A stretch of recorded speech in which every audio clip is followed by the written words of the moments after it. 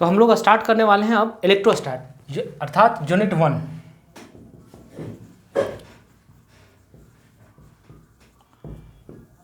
बच्चों हम लोग इंट्रो क्लास में हम लोग देखे थे कि इलेक्ट्रोस्टैटिक्स में क्या था कि चार्ज एट रेस्ट। अब यहां पर देखिए कि अब चार्ज आखिर है क्या। अगर चार्ज को हमने यहां पर बोल तो दिया एक सिंपल लैंग्वेज में कि चार्ज क्या है, रेस्ट में है। तो अब हम लोग देखते हैं कि चार्ज के बारे में हम लोग इनिशियली हम लोग पढ़े थे कि any matters contains 3 fundamental quantity electron, proton and neutrons. तो वहां पर हम लोग देखे थे कि ये हमारा क्या होता है, इलेक्ट्रॉन होता है, उसके अंदर में प्रोटॉन होता है और न्यूट्रॉन। जहां पर देखे थे कि ये हमारा नेगेटिवली चार्ज पार्टिकल होता है, प्रोटॉन क्या होता है, पॉजिटिवली चार्ज होता है, न्यूट्रॉन के ऊपर में क्या होता है, जीरो चार्ज होता है।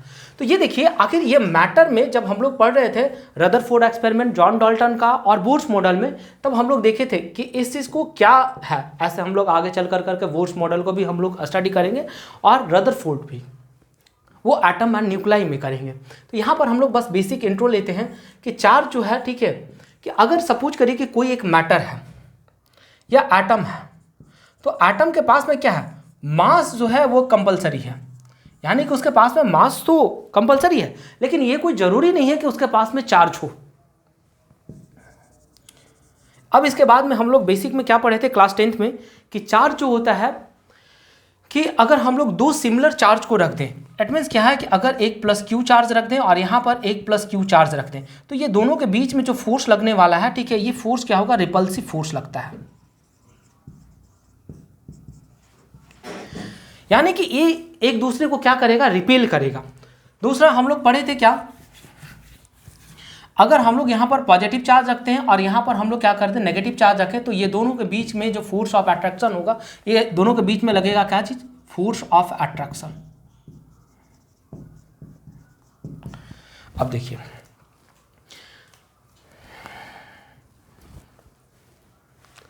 अब इसको अब हम लोग पढ़ेंगे क्या, रबिंग प्रोसेस ऑफ चार्ज।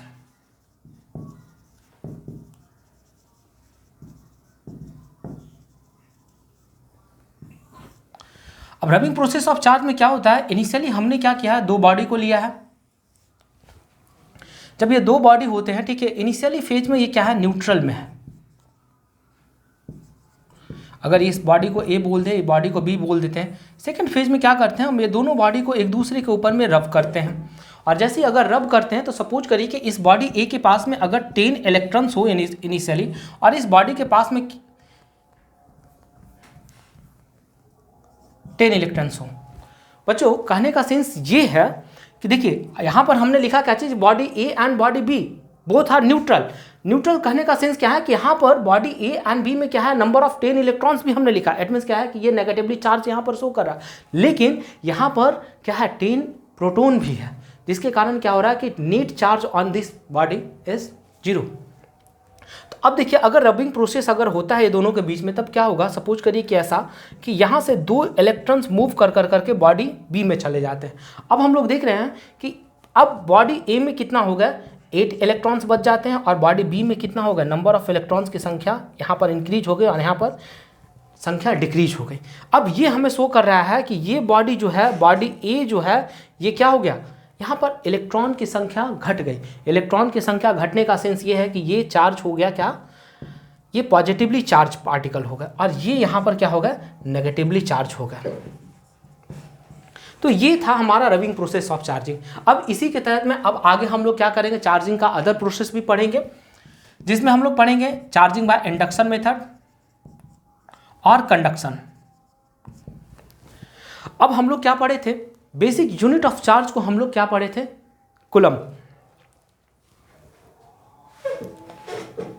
तो हम लोग देख रहे थे कि चार्ज का अभी बेसिक प्रॉपर्टी हम लोग देखे। बेसिक प्रॉपर्टी में हमने क्या देखा कि अगर दो चार्ज अगर क्या हो, सिमिलर चार्ज अगर होते हैं, तो ये दोनों में क्या हो रहा है कि फोर्स ऑफ रिपल्सन लग रहा है। एफ कैसा होगा, रिपल्सन। अगर ये दो चार्ज क्या हो, अगर नेगेटिवली चार्ज पार्टिकल हो, तब ये दोनों के बीच में क्या लग रहा है, फोर्स जो है ये अट्रैक्शन लग रहा है। देखिए इसके बाद में हमने देखा कि एसआई यूनिट ऑफ चार्ज क्या है, कूलम्ब। आगे में हम लोग अभी थोड़ी देर बाद डिस्कस करेंगे what is Coulomb's law.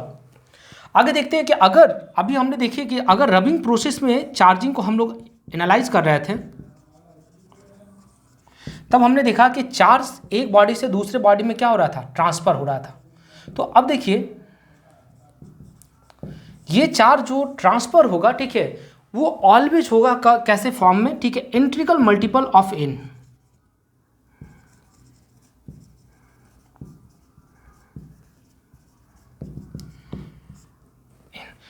It means क्या है कि अगर हमें एक बॉडी से दूसरे बॉडी में अगर हमको चार्ज अगर भेजना है, अगर यहाँ से जाएगा तो 1 इलेक्ट्रॉन ट्रांसफ़र हो सकते हैं, 2 इलेक्ट्रॉन जा सकते हैं। लेकिन अगर हम बोल दें ऐसा कि 1.2 इलेक्ट्रॉन, तो ये नहीं जाएगा।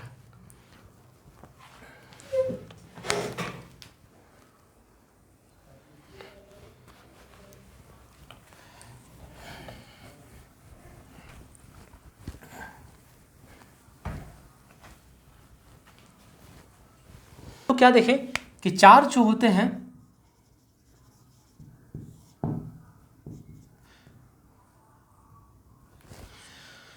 किसी भी एटम का चार्ज जो होता है वो न्यूट्रल होता है।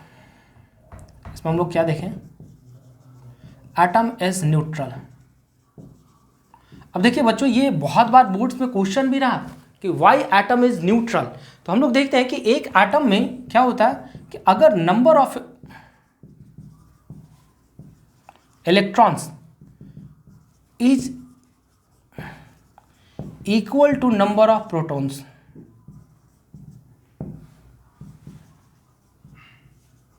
तो अब देखिए नंबर ऑफ इलेक्ट्रॉन्स यानी कि इट मीन्स क्या है, नेगेटिव चार्ज, और यहाँ पर क्या हो गया, ये पॉजिटिव चार्ज। अगर ये दोनों का दोनों अगर किसी कहीं भी अगर इक्वल हो जाए तो नेट चार्ज का वैल्यू क्या हो जाएगा, 0 हो जाएगा। यही कारण है कि एटम्स क्या होता है हमारे पास में, न्यूट्रल होता है। अब देखिए, अब हम लोग बात किए थे इसका ऐसा यूनिट क्या था हमारे पास में, कूलम्ब्स। तो अब देखिए कूलम्ब्स लॉ आखिर क्या है और क्यों हम लोग को कूलम्ब्स लॉ पढ़ना पड़ता है।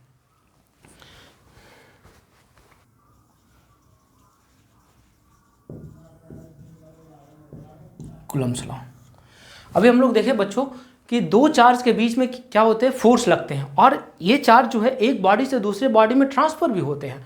तो इस चीज़ को, अगर ये दो चार्ज के बीच में फोर्स लगता है तो इसको डिस्कस कौन किए थे, तो इन्हें डिस्कस किए थे ये कूलम्ब साहब, जिन्हीं के नाम पे उन्होंने इस लॉ को दिया। इसी कारण हम लोग आज कूलम्ब्स लॉ के नाम से इनको जानते हैं। तो आइए अब हम लोग डिस्कस करते हैं कि कूलम्ब्स लॉ है क्या। तो देखिए इनिशियली हम लोग क्या बोले कि दो चार्ज को लेते हैं, एक प्लस क्यू चार्ज ले लिए, दूसरा ये चार्ज ले लिए, और ये पोजीशन ए पर है, ये पोजीशन बी पर है। अब सपोज करें कि ये दोनों के बीच में फोर्स ऑफ अट्रैक्शन लग रहा और ये इसको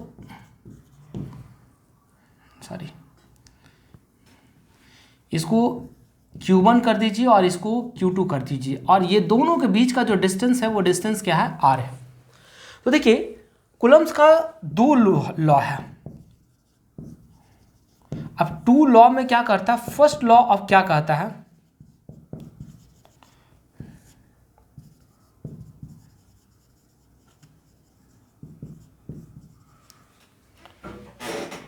देखिए ये कह रहा the force between two charges is directly proportional to product of charges. अब देखिए यानी कि कूलम्ब्स का फर्स्ट लॉ का कहने का सेंस ये है कि ये दो चार्जेस है Q1 एंड Q2 जो position A and position B पर है, और ये दोनों के बीच का डिस्टेंस कितना है बच्चों, R, और ये दोनों के बीच में फोर्स लग रहा है कितना, F। तो फर्स्ट लॉ ये कहना चाहता है कि फर्स्ट लॉ जो है, ठीक है, देखिए क्या, the force between two charges is directly proportional to product of charges. It means F directly proportional होगा किसका, Q1 एंड Q2 का। इसे हम लोग बोलते हैं क्या, इक्वेशन नंबर फर्स्ट। आगे देखते हैं second law,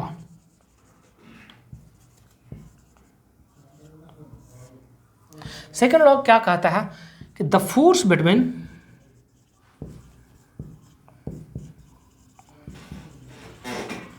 to charges is inversely proportional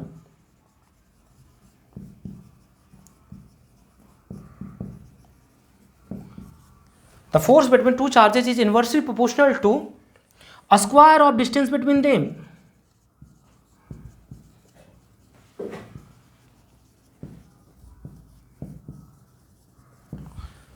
It means F जो है वो इनवर्सली प्रोपोर्शनल हो जाएंगे किनका, 1/r² के। इसे हम लोग इक्वेशन नंबर 2 बोलते हैं। इसे आप लोग नोट कर लीजिए, फिर हम लोग आगे बढ़ते हैं। तो हम लोग अभी देखें कि there are the two laws of the Coulomb's law.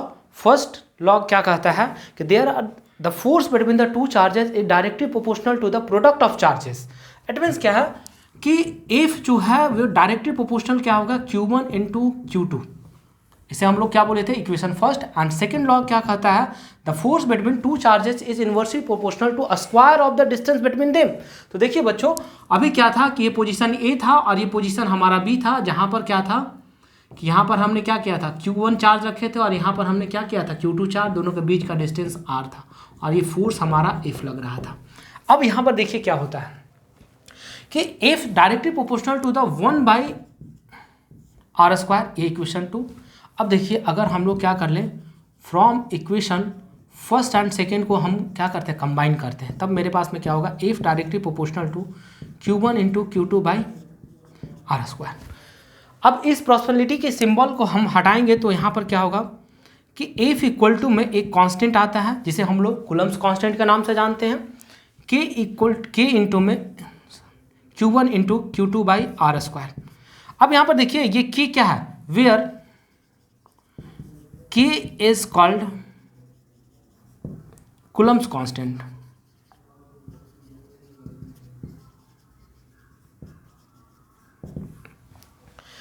अब देखिए इफ K इक्वल टू में 1/4πε0, तो देखिए कि अब F का वैल्यू क्या हो गया, F इक्वल टू में 1/4πε0 Q1 इंटू Q2/r²। देखिए बच्चों, अब हमारे पास में ये क्या हो गया कि पूरा कूलम्स लॉ का फॉर्मूला अब हम लोग क्या कर लिए, डिराइव कर दिए। अब थोड़ा सा समझिए यहाँ पर कि ये एप्सिलॉन नॉट क्या है। ये एप्सिलॉन नॉट क्या है, परम्यूटिविटी। परम्यूटिविटी कहने का सेंस ये है कि ये जो Q1 चार्ज और Q2 चार्ज जो है, ठीक है, वो किस मीडियम में रखा हुआ है। अब इसी के बाद में आगे चल करके हम लोग देखेंगे vector form of the Coulomb's law. इसे नोट कर लीजिए आप। अभी हम लोग देख रहे थे कि F इक्वल टू में अब हमारे पास में क्या हो गया, 1/4πε0 Q1 इंटू Q2/r²। जहां पर हम लोग देखें कि ये एप्सिलॉन नॉट क्या था, 1/4πε0 ये क्या था, एक कांस्टेंट। अब जहां पर ये एप्सिलॉन नॉट जो है क्या, इसे हम लोग बोले क्या, परम्यूटिविटी ऑफ मीडियम।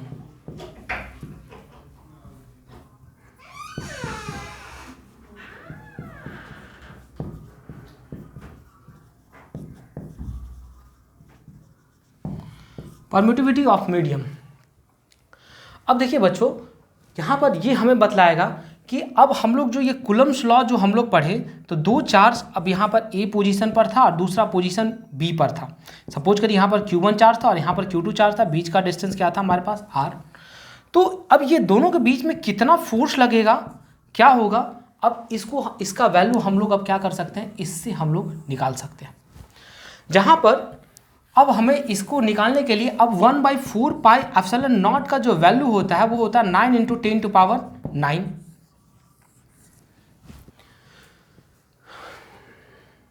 नोट कर लीजिए इसे।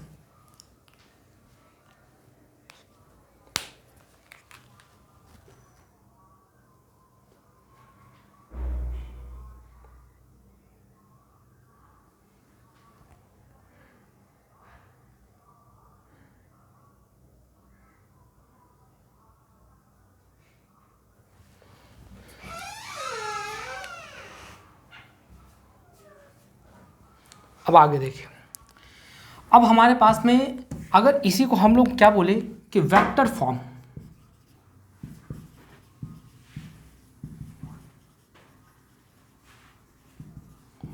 ऑफ कूलम्ब्स लॉ, तो vector form of the Coulomb's law में अब देखिए क्या होगा, अगर हम लोग सिंपल लैंग्वेज में अगर हम लोग बोले तो क्या है हमारे पास में F इक्वल टू में 1/4 pi epsilon naught Q1 into Q2 by are square. अब सोचिए कि ये अभी यहाँ पर हमारे पास में क्या है, यूनिडायरेक्शनल में, तो लेकिन अगर वेक्टर फॉर्म में होगा तो यहाँ पर कोई ना कोई एक इस डिस्टेंस का क्या होगा, एक वेक्टर होगा। अब सोचिए, अब हम लोग वेक्टर में पढ़े थे कि अगर वेक्टर ए हो तो अगर यूनिट वेक्टर अगर निकालना हो तो वो क्या होता है, उसका value vector by magnitude of vector A. यानी कि अगर यहाँ पर क्या है, ये वेक्टर है, तो वेक्टर कहने का सेंस क्या है कि magnitude as well as direction. तो यहाँ पर देखिए, इसी को अगर हम लिख दें तो यहाँ पर क्या हो जाएगा, वेक्टर ए का magnitude and direction of vector A.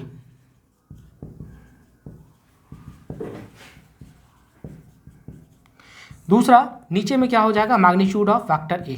तो अब देखिए ये से ये कट गया, तो अब हमारे पास में क्या बच जाता है, केवल ये डायरेक्शन बच जाता है। यानी कि अब इसी चीज़ को हम यहाँ पर अप्लाई करेंगे। अगर इसे हम अप्लाई करते हैं तब मेरे पास में देखिए एफ का वैल्यू क्या होगा, एफ इक्वल टू में 1/4 pi epsilon naught Q1 into में Q2 बाई आर स्क्वायर, और आर स्क्वायर के बाद में यहाँ पर ये यूनिट वेक्टर आर जो था इसे अब हम क्या लिखते हैं, vector r by magnitude of vector r. तो अब ये फार्मूला हमारे पास में, अब हमारे पास में क्या हो गया, अब हमारे पास में फाइनली फार्मूला आ जाता है एफ इक्वल टू में 1/4 pi epsilon naught Q1 into Q2 by r cube, यानी कि वेक्टर आर। बच्चों इसको हम लोग दूसरा ग्राफिकल मेथड से भी हम लोग इसको डिफाइन कर सकते हैं। तो ये हमारा था कूलम्ब्स लॉ। अगले क्लास में हम लोग डिस्कस करेंगे what is limitation of Coulomb's law, इसके ऊपर में न्यूमेरिकल्स करते हैं। अब देखिए यहाँ तक हम लोग पढ़ लेने के बाद में एक क्वेश्चन हम लोग और प्रैक्टिस कर लेते हैं। अब देखिए हमारे एग्जाम में क्या क्वेश्चन आता है, what is dimension of epsilon not.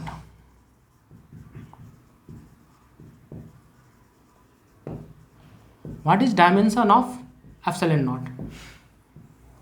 अब सोचिए बच्चों, ये था हमारे, इसको हम लोग बोलते हैं यूनिट डायमेंशन। कभी 11th में हम लोग 9 से पढ़ते थे, लेकिन सोचिए कि ये कितना बेसिक क्वेश्चन है जो हम लोग 11th में पढ़ते हैं, जो 11th में हम लोग मस्ती में निकाल देते हैं, पूरे टॉपिक को समझते नहीं है उसके वैल्यू। अब सोचिए उससे ये हमारे बोर्ड में ऑब्जेक्टिव का आज 2 मार्क्स का क्वेश्चन है।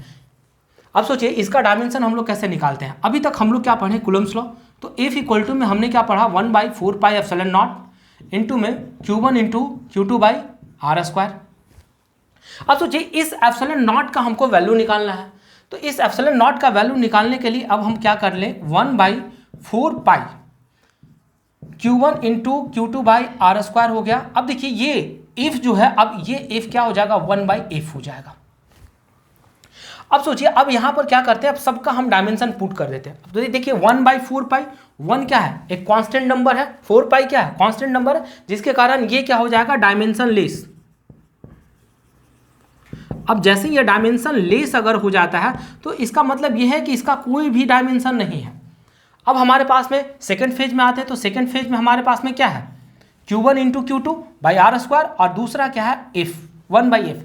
तो हम लोग पढ़े थे क्लास 10th में कि I इक्वल टू में क्या होता है, Q/T।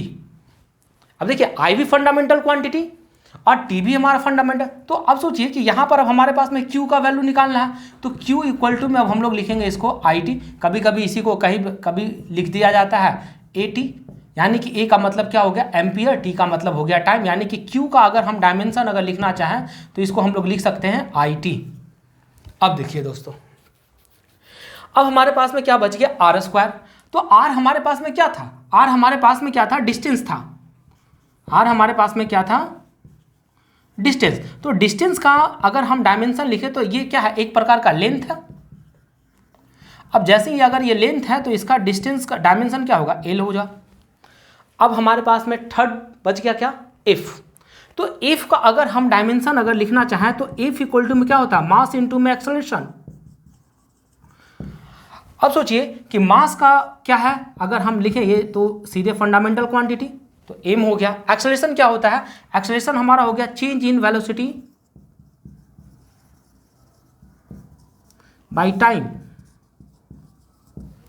देखिए बच्चों, अगर हम 11th अच्छे से अगर पढ़ें तो ये चेंज इन वेलोसिटी, सीधे वेलोसिटी का यहाँ पर डायमेंशन पुट कर सकते थे और यहाँ पर टाइम का पुट कर सकते हैं। ये वैल्यू है हमारे क्लास 11th की पढ़ाई की। तो अब देखिए यहाँ पर वेलोसिटी अब क्या होता है, तो अब हम लोग देखेंगे कि वेलोसिटी का अगर हम डायमेंशन लिखें तो ये सीधे होता है क्या चीज़, डिस्प्लेसमेंट बाय टाइम। तो अब सोचिए डिस्प्लेसमेंट क्या होगा, एक तरह का डिस्टेंस, तो यहाँ पर क्या होगा l, नीचे में क्या होगा t, तो ये हमारे पास में वैल्यू दे दिया lt माइनस 1। अब सोचिए कि यहाँ पर अब हमारे पास में फोर्स का डायमेंशन क्या होगा m lt माइनस 1 और नीचे में हमारे पास में क्या होगा t, तो ये हमारे पास में अब फाइनली रिजल्ट आ जाता है m lt माइनस 2। अब देखिए अब हमने क्या कर लिया, देखिए 1/4πε0 डायमेंशन लेस क्वांटिटी, Q1 का हमने डायमेंशन फाइंड आउट कर लिया, R का हमने डायमेंशन फाइंड आउट कर लिया और F का भी डायमेंशन हमने फाइंड आउट कर लिया। अब ये सारे वैल्यू को हम यहाँ पर पुट कर देते हैं। जैसे पुट करते हैं तो अब हमारे पास में क्या हो जाता है, Q का हमने क्या निकाला IT, तो यहाँ पर देखिए IT, फिर यहाँ पर IT, नीचे में हमारे पास में क्या हो गया L² और यहाँ पर अब हमारे पास में क्या हो गया 1/mlt माइनस 2। अब देखिए अब इसका हम लोग फाइनली अब हम लोग क्या करते हैं, सॉल्यूशन फाइंड आउट करते हैं। अब देखिए यहाँ पर क्या हो जाएगा I² T², क्यों, मल्टीप्लाई में पावर ऐड हो जाएगा। नीचे में अब हमारे पास में क्या होगा ml3t माइनस 2। अब देखिए अब मेरे पास में क्या आएगा m का पावर -1, l का पावर -3, ऊपर में t का पावर 4 और नीचे से t2, सॉरी i का पावर 4, सॉरी I² t का पावर 4। ये हमारा फाइनली डायमेंशन हुआ। तो दोस्तों अब हम लोग फिर से मिलेंगे नए सेशन में नए टॉपिक के साथ।